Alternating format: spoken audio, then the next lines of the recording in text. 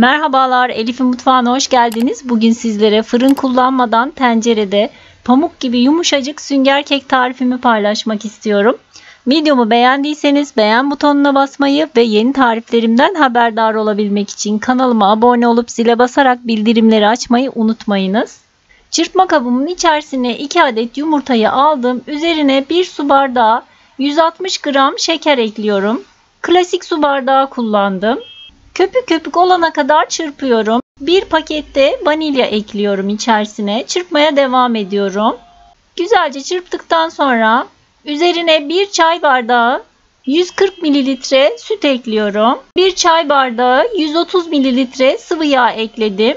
Biraz karıştırdıktan sonra üzerine 1,5 su bardağı un ekliyorum.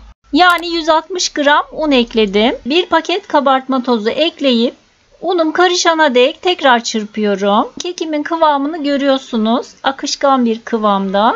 Harcımı 2'ye bölüyorum.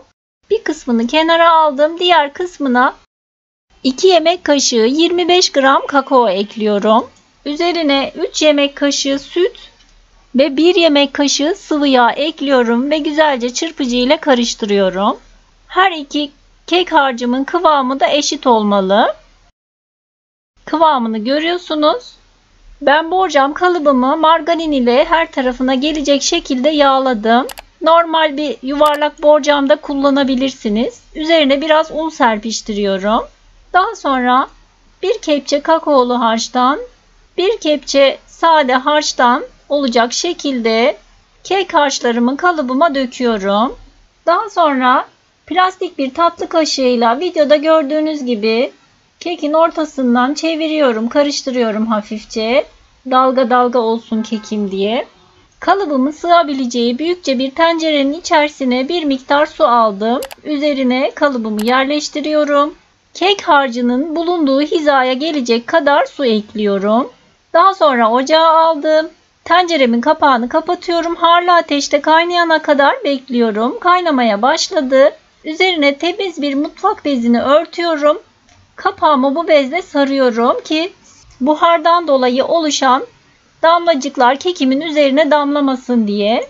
Daha sonra kısık ateşte kekimi pişmeye bırakıyorum.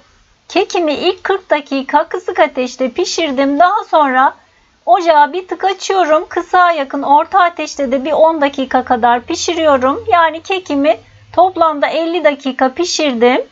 İnce bir bıçağa batırdım. Bakın bıçağıma hiç yapışmadı. Pişti demektir. Eğer bıçağınıza yapışıyorsa tekrardan kapağını kapatıp pişirmeye devam edin. Ocaktan aldım.